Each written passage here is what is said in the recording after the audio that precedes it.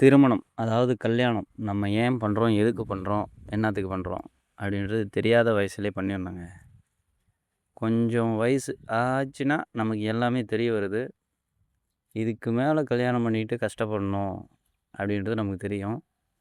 அதனால் முடிஞ்ச அளவுக்கு 25 வயசுக்குள்ள, அதாவது அந்த வேகம் இருக்கும்போதே ஒரு கல்யாணத்தை பண்ணிடுங்க.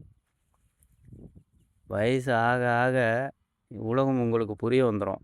உலகம் உங்களுக்கு புரிய வந்துச்சுன்னு வச்சுங்களேன், எதையுமே செயல்படுத்த மாட்டீங்க. ஏன்னா எல்லாமே ரிஸ்க்குன்னு தெரியும். நெருப்பு சுடுன்னு தெரியும், ஆனால் கையை விட மாட்டோம். அதுபோல தான். அந்த நெருப்பு சுடாது எப்போ தெரியாது நமக்கு? சுடுன்றது குழந்தையா இருக்கும்போது தெரியாது. அதனால் கையை வச்சு பார்ப்போம். அதுபோல தான் திருமணன்றது. நீங்கள் ஃபஸ்ட்டே நெருப்பு சுடுன்றது தெரியாத குழந்தையா இருக்கும்போது கல்யாணத்தை பண்ணிவிடுங்க. இல்லை வயசாயிடுச்சுன்னா நெருப்பு சுடுன்றது தெரியும், அந்த பக்கம் போக பயப்படுவீங்க. சரி, திருமண வாழ்க்கை எதுக்காக நம்ம லைஃப்பில் வருது? இறைவன் ஏன் கொண்டாந்து திருமணம், ஏன் இந்த புணர்ச்சி அப்படின்னு படைச்சிருக்கானா, அப்போ தான் உலக இயக்கம் சரியாக நடக்கும் அப்படின்னு. அப்படியேப்பட்ட இந்த திருமண வாழ்க்கையில் இன்றைக்கி எத்தனை பேர் சந்தோஷமாக இருக்காங்கன்னா, 100க்கு 2 பேர் சந்தோஷமாக இருக்காங்க. அவங்களும் ஏன் சந்தோஷமாக இருக்காங்கன்னா, அவங்க ஒருத்தரை விட்டு ஒருத்தர் தூரமாக இருப்பாங்க. பார்க்கறதுக்கு 10 நாள் 5 நாள் அப்படின்னு டிஸ்டன்ஸ் இருக்கும். அந்த டிஸ்டன்ஸில் வேணால் அவங்க மகிழ்ச்சியாக வாழலாம். 2 பேரும் ஒற்றுமையாக ஒரே ரூம்குள்ளே இருக்காங்க அப்படின்னா, அது கடவுள் கொடுத்த வரம் தான் நம்ம நினச்சிக்கணும். திருமணம் அப்படிங்கிறது எதிர் திசை அப்படின்ற மாதிரி. ஏன் அப்படி சொல்கிறேன்னா, ஒருத்தரோட குணாதிசயம் வேறு, இன்னொருத்தரோட குணாதிசயம் வேறு. ஒருத்தர் கோவப்பட்டால் பொறுத்துக்குவாங்க, ஒருத்தர் கோவப்பட்டால் ஆக்ஷனில் இறங்கி ஆவாங்க. அப்படி 2 வேறுபட்ட மனங்கள் ஒன்றாக சேர்ந்து அது மகிழ்ச்சியாக வாழணும்னா, அவங்களுக்குள்ள ஃப்ரெண்ட்ஷிப் ஃபஸ்ட்டு க்ரோத் ஆகணும். ஃப்ரெண்ட்ஷிப் க்ரோத் ஆகாமல் திருமணன்றது வேஸ்ட். இந்த திருமணத்தில் அன்பு, பாசம், காதல், காமம் எல்லாம் கலந்துருக்கணும்.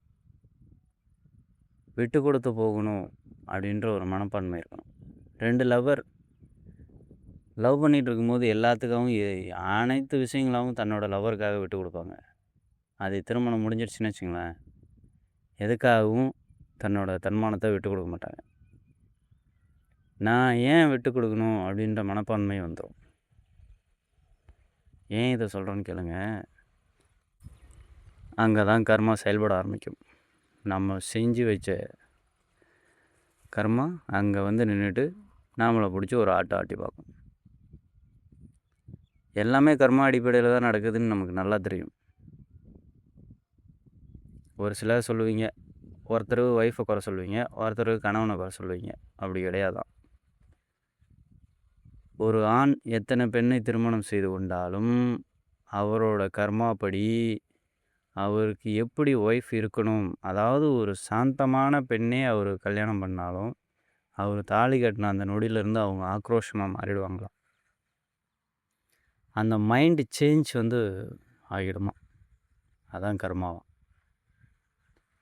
2 உடலும் ஒன்றாயிடுச்சுன்னா ஒரு உயிராயிடும். அந்த ஒரு உயிர் உருவான உடனே பிரச்சனை ஸ்டார்ட் ஆகிடும். அதுக்கு முன்னாடியே பிரச்சனை ஸ்டார்ட் ஆகி 3 மாதத்தில் டைவர்ஸ் ஆகிறவங்களாம் இருக்காங்க. ஒரே ஒரு கான்செப்ட் தான், அக்செப்டன்ஸ். எல்லாத்தையும் ஒத்துக்கணும். அவுட்டுனா அவுட்டு, இல்லைன்னு பிடிவாதம் பிடிக்கக்கூடாது. அந்த அக்செப்டன்ஸ்குள்ளே வந்துடணும் நீங்கள்.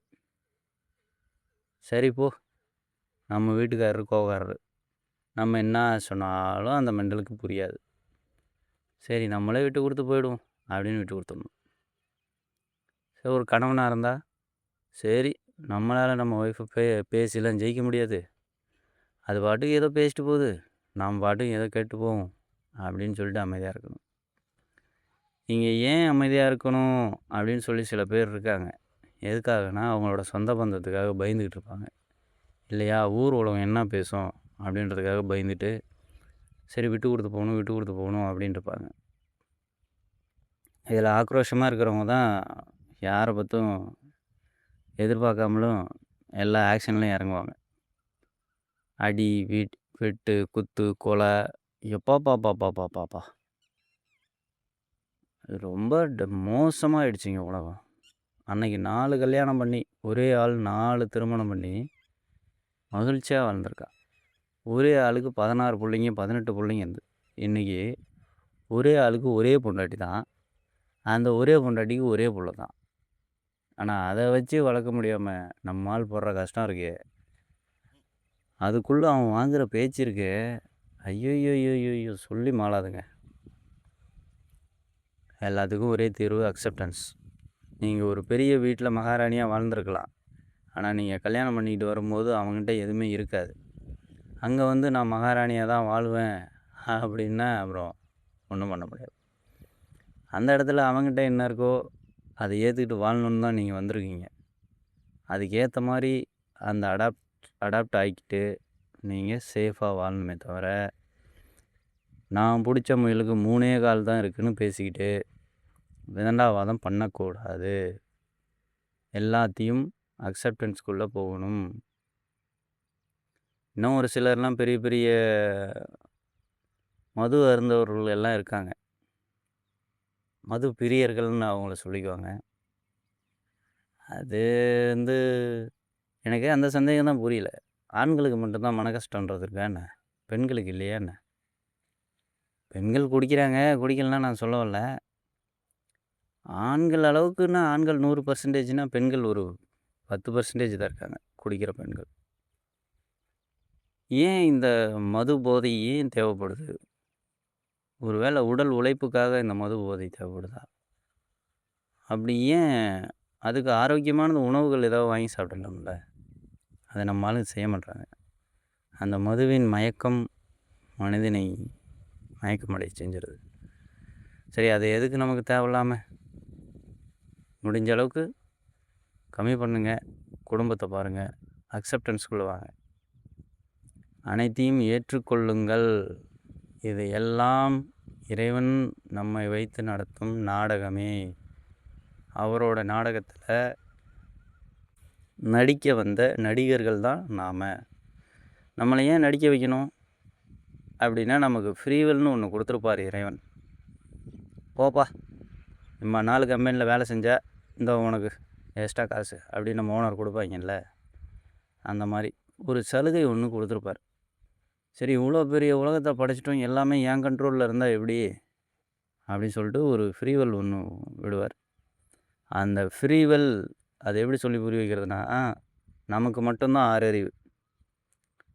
கரண்ட் கம்பத்தில் லைனில் கரண்ட் போயிட்டுருக்கு.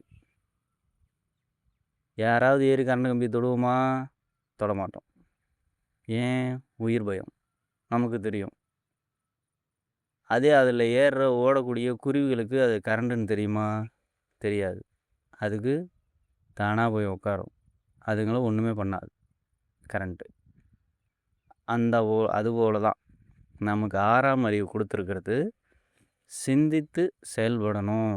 அந்த ஃப்ரீவெல் அப்படின்றது தான். அந்த ஃப்ரீவெல்லை தவறாக பயன்படுத்திக்கிட்டு நாம் செய்யக்கூடிய தவறுகளால் தான் இப்பிறப்பில் இப்படி ஒரு கஷ்டம் அப்படின்னு கர்மா சொல்லுது. யார் யாருக்கு என்னென்ன கிடைச்சிருக்கோ அதை ஏற்றுக்கோங்க. அதை விட்டு அடுத்தவன் பொருள் மேலே ஆசைப்படாதீங்க. நீங்கள் நமக்கு எல்லாமே அடுத்தவன் பொருள் மேலே தான் ஆசை. அதுக்கு காரணம் என்ன? தூரத்தில் ஒரு பொருள் இருக்கும்போது அது நம்ம கண்ணுக்கு அழகாக தான் தெரியும். கிட்டக்க போய் பார்த்தீங்கன்னா தான் அதனோட அகோர ரூபம் தெரியும். முள் செடியில் தான் ரோஜா பூ பூக்குது. அந்த செடியை தூரம் நின்று பாருங்கள், சூப்பராக இருக்கும்.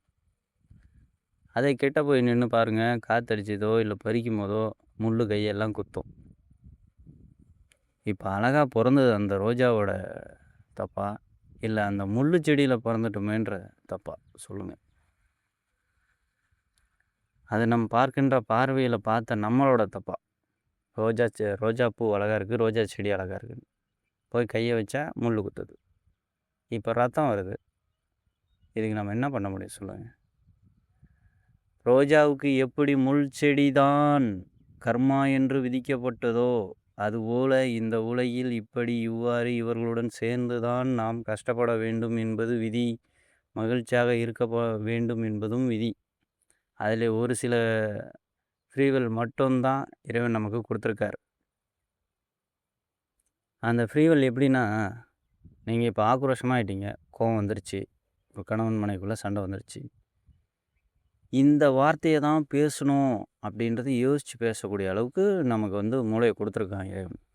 ஆனால் நம்ம அது கண்ட்ரோலே பண்ணுறது கிடையாது. வாயை திறந்தா திட்டி தீர்த்திட வேண்டியது, நெருப்பு அள்ளி கொட்டிட வேண்டியது, அந்த அளவுக்கு பேசுகிறோம். அப்படி பேசக்கூடாது. ஒரு தீர்வுன்றது ஆக்ரோஷத்தால் முடியாது. அமைதியால் அனைத்தையும் செய்யலாம். தேவைன்னா மட்டும்தான் ஆக்ரோஷப்படணும். ஒரு பாம்பு இருக்குன்னு வச்சிங்களேன், அது பார்க்குறவங்கள எல்லாத்தையும் உடையந்து கொத்திச்சுன்னா உலகத்தில் ஒருத்தனும் உயிரோடு இருக்க முடியாது. சரிங்களா? அது யார் தன்னை சீன்றாங்களோ அவங்கள மட்டும்தான் கொத்தும். அதுவும் எப்படி கொத்துமா? ஃபஸ்ட்டு 3 அட்டாக் ஃப்ரீயாக. அதாவது நல்ல பாம்பு வந்து நிறைய பாம்புகள் இருக்குது. நல்ல பாம்பு அப்படின்ற பாம்பு வந்து ஃபஸ்ட்டு 3 அட்டாக் ஃப்ரீ. அது வந்து சும்மா பல்லு படாமல் தான் குத்துமா, விஷத்தை இறக்காதான். 3ஆவது அட்டாக்குக்கு மேலே அட்டூழியம் பண்ணிங்கன்னா விஷத்தை இறக்கணுமா அப்படின்னு நான் சொல்ல, சயின்டிஃபிக் ரீசனாக சொல்கிறாங்க. அதை ஒரு உதாரணமாக எடுத்துக்கோங்க. நீங்கள் அடிக்கடி பிரச்சனை வந்துக்கிட்டே இருக்கா, கர்மா நம்மளை வச்சு செய்தா, சரின்னு சொல்லி அக்செப்டன்ஸ்குள்ளே வந்துடணும். நம்ம ஆளுங்களும் சும்மா கிடையாது, ஓவராக பண்ணுவாங்க. கர்மா ஒரு பங்கு பண்ணால் நம்ம ஆளுங்க 2 பங்குல பண்ணுறாங்க. அதனால் எல்லா சூழலையும் அக்செப்டன்ஸ்குள்ளே வாங்க. Acceptance acceptance acceptance. ஏற்றுக்கொள்ள மனம் இல்லை என்றால் இதை ஒன்றும் செய்ய இயலாது. கட்டை ஏறிவிட வேண்டியது தான். அதற்கு மேல் அதில் வேறு வழியே கிடையாது. ஒன்றும் இல்லை, ஒரு பைக் வாங்கியிருக்கீங்க, அந்த பைக்கில் லைட் எரியல. வாங்கி 2 நாள் தான் ஆகுது. அந்த பைக் ரோட்டில் போகும்போது திடீர்னு லைட் ஆஃப் ஆகிடுச்சு. ஒன்று நின்று ஏதோ உயர பிடிச்சி ஆட்டுறீங்க, ஏதோ ஒன்று பண்ணுறீங்க, விட்டு எரியுது. அந்த வண்டி வீடு போகிறதுனையும் அந்த கம்பெனிக்காரனை திட்டுறது, அந்த பைக்கை திட்டுறது, தன்னையை திட்டிக்கிறது, என் நேரம் சரியில்லை, அது சரியில்லை, இல்லை நான் வண்டி வாங்க போகும்போதே ஒருத்தன் முருகன் வந்துட்டான் அவனை திட்டுறது. இந்த வேலையே இருக்கக்கூடாதுங்க. வண்டி வாங்கிட்டோம், எடுத்துகிட்டு வந்துட்டோம், ரோட்டில் ஓட்டிகிட்ருக்கோம், லைட் ஆஃப் ஆகுது, பார்க்குறோம், பிரச்சனை சரியாகலை. அதுக்காக அடுத்த நாள் சரி போய் பார்த்துக்கலாம் அப்படின்னு தான் பட்டறை கொண்டு போய், இல்லை ஒர்க் ஷாப் போய் ஏதோ ஒன்று பண்ணிக்கலான்னு தான் மைண்டில் இருக்கணுமே தவிர, அந்த நைட் நேரத்தில் எப்படி நம்ம சூதானமாக வண்டியை ஓட்டிக்கிட்டு போகணும் அப்படின்னு தான் இருக்கணுமே தவிர, இந்த டிப்ரெஷனுக்குள்ளே போயிட்டிங்கன்னா அவர் தான் அடுத்தது ஆக்சிடெண்ட் தான், அப்புறம் நேராக ஹாஸ்பிட்டல் தான், அப்புறம் நேராக பால் தான். புரியுதுங்களா? நமக்கு நடக்கிற கர்மா எப்படி நடக்குதுன்னு. நம்மளோட டிப்ரெஷனால தான் இவ்வளோ பிரச்சனையும் நம்ம சந்திக்கிறோம். ஸோ அதனால் நம்ம லைஃப்பில் 1000 பிரச்சனைகள் அடிமேல் அடிமேல் வச்சு அடிப்பாங்க. அடிமேல் வச்சு அடித்தாலும் ஆடாமல் அசையாமல் நிற்கணும். லைட்டாக பிசகுனிங்கன்னா பிசுட்டு தட்டிடும். என்ன அது இந்த அருவா கொடுவா எல்லாம் அடிப்பாங்கல்ல, அவங்கள போய் பாருங்கள். அடிக்கிற ஒரு சுத்தியால் ஓங்கி அடிப்பார். அவர் என்ன தான் ஓங்கி அடித்தாலும் கீழே அந்த கொடுவால் ஒரு குடியில் பிடிச்சிருப்பார் ஒருத்தர். அவர் லைட்டாக முன்ன பின்ன காட்டி விட்டாருன்னு வச்சுங்களேன், அந்த கொடுவா அந்த வடிவத்தில் வரும்னு நினைக்கிறீங்களா? வரவே வராது. அதுபோல தான் நம்மளோட கர்மா. நம்ம பிறந்துட்டோம், சுத்தியால் ஓங்கி அடிக்கிறாங்க, ஆடாமல் அசையாமல் நின்று அடி வாங்குறவன் தான் ரவுடின்னு விவேக் சார் ஒரு படத்தில் சொல்லுவார். பயந்து ஓடுறவன்லாம் ரவுடி இல்லைடா, நின்று அடி வாங்குறான் பார்த்தியா, அவன் தான் ரவுடி, அவன் தான் உண்மையான ரவுடி. வடிவேல் சார் இது தலைநகரம் படத்தில் சொல்லியிருப்பாருன்னு நினைக்கிறேன். அதுபோல் நின்று அடி வாங்கணுங்க, பயந்து ஓடக்கூடாது. சரி, ஓகே. வாழ்க வளமுடன், வாழ்க வளமுடன். மகிழ்ச்சியாக வாழுங்க. அக்செப்டன்ஸோடு வாழுங்க. ஓகே, பாய்.